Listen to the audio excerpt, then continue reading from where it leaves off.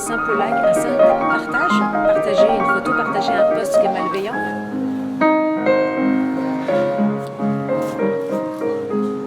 Oui, il ne faut évidemment surtout pas relâcher l'effort, mais c'est intéressant de voir que les efforts payent en effet, puisque cette politique publique de lutte contre le harcèlement, que nous avons voulu très forte, très cohérente, très déterminée depuis quelques années, eh bien, elle produit ses premiers effets avec, pour la première fois depuis 20 ans, une enquête internationale, HPSC, qui est conduite dans plus de 40 pays, tous les 4 ans.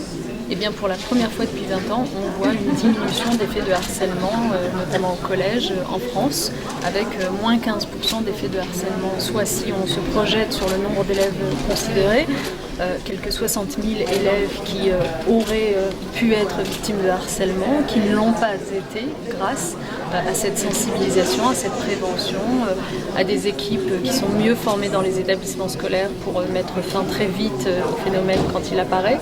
Donc c'est à la fois une bonne nouvelle et en même temps c'est plein d'exigences pour nous parce que ça veut dire qu'il ne faut surtout pas relâcher la pression et les efforts. Et c'est ce que nous faisons. Cette année, pour la seconde fois, vous avez une journée nationale de lutte contre le harcèlement. Cette année, elle porte sur la question du cyberharcèlement, qui est une problématique à part, très singulière, parce que, en plus de la violence que l'on sait déjà être celle du harcèlement, vous y ajoutez le fait que ça s'arrête jamais, qu'une fois la porte de l'enfant refermée, ça continue sur sa tablette, sur son iPhone, que c'est anonyme, donc c'est encore plus difficile à saisir, que ça laisse des traces sur Internet, donc ça vous poursuit et ça vous torture encore plus longtemps. Donc ce cyberharcèlement, souvent les parents sont un peu désorientés et ne savent pas comment réagir. Les personnels de l'éducation nationale parfois aussi. C'est la raison pour laquelle nous avons voulu construire tout un panel d'outils, de réponses, de protocoles, de formation de nos enseignants pour que chacun sache comment faire arrêter du cyberharcèlement.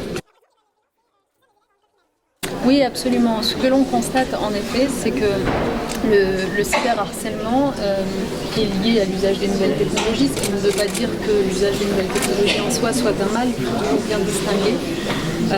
Mais en effet, le cyberharcèlement peut commencer très tôt et on voit des cyberviolences, y compris dans le cadre de jeux en ligne qui sont utilisés par des enfants de 9-10 ans et dans lesquels vous allez avoir une insulte qui va fuser.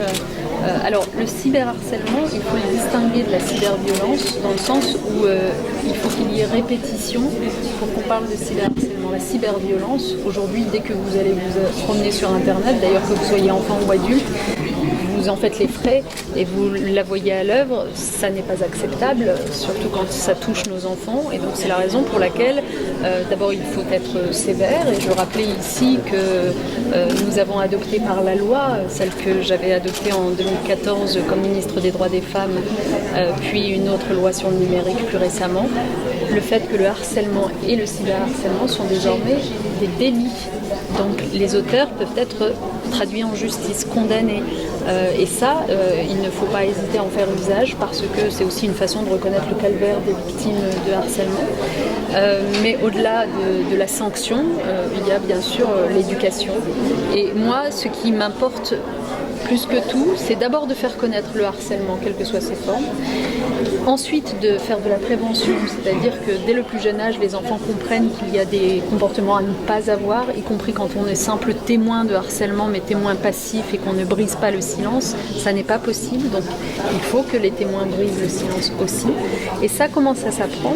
Vous aurez remarqué que l'enseignement moral et civique, qui est une nouveauté dans la scolarité des enfants, qui a vu le jour l'année dernière, désormais on traite de la question du harcèlement. C'est la première fois que dans les programmes scolaires, on a toute une séquence consacrée à qu'est-ce que le harcèlement, pourquoi est-ce que c'est préjudiciable, le respect de la personne humaine, la dignité, comment ça se manifeste. Et donc on fait parler les enfants. Quand je dis les enfants, c'est aussi les collégiens, les lycéens, puisque l'enseignement moral et civique dure tout au long de la scolarité. Et donc il y a des paroles qui se libèrent, des comportements qui ne restent pas dans l'ombre, et c'est comme ça qu'on fait avancer les choses.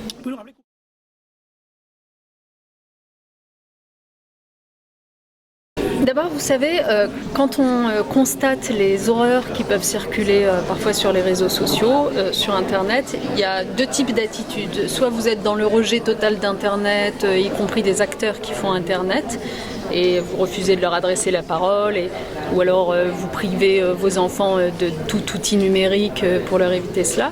Soit vous comprenez que c'est pas avec ce type de réponse qu'on va s'en sortir et que les enfants, de toute façon, ils vont être amenés à utiliser le numérique en votre présence ou en votre absence. Donc il vaut mieux les éduquer à l'usage du numérique. D'où l'importance de l'éducation aux médias et à l'information, du plan numérique que nous mettons en place, de l'enseignement moral et civique pour évoquer les comportements avec les enfants, etc. Donc ça, c'est l'éducation. Et puis par ailleurs, s'agissant des acteurs qui font Internet et les réseaux sociaux, Facebook, Google, Twitter, etc., là encore, il ne faut pas être dans l'ignorance de ces acteurs ou vouloir les mettre de côté. Au contraire, il faut les associer au travail que nous faisons. Et c'est ce que nous faisons depuis quelques années maintenant, en faisant en sorte que ces grands groupes soient beaucoup plus réactifs qu'ils ne l'étaient par le passé, à retirer un contenu que nous leur signalons, à supprimer des vidéos ou des images portant atteinte à la vie privée des enfants. Il y a beaucoup de choses qui, de ce point de vue, ont été améliorées avec des procédures beaucoup plus claires pour signaler les choses. Et c'est le travail que nous faisons avec l'association e-Enfance, qui est notre opérateur pour aller auprès de ces grands groupes de l'Internet et faire en sorte que leur méthode s'améliore pour protéger nos enfants.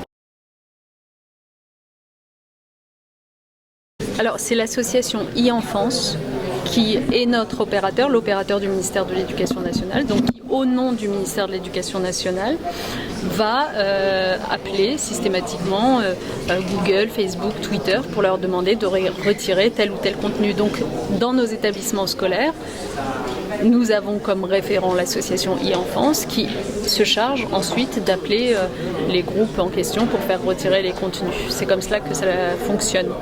Mais au-delà, je pense que ce qui est très important, et c'est l'objet de cette journée nationale, c'est que chacun de nous soit sensibilisé à la façon dont fonctionnent ces outils Internet. C'est-à-dire qu'il est très important aussi que les parents soient vigilants sur l'usage qui est fait par leurs enfants de ces réseaux sociaux, d'Internet, d'où ce petit clip sur le fait que liker, ça n'est pas anodin et que c'est important pour les parents de s'intéresser à ce que leurs enfants mettent sur les réseaux sociaux pour pouvoir s'apercevoir peut-être qu'ils sont harcelés, ces enfants, et peut-être qu'ils sont harceleurs aussi.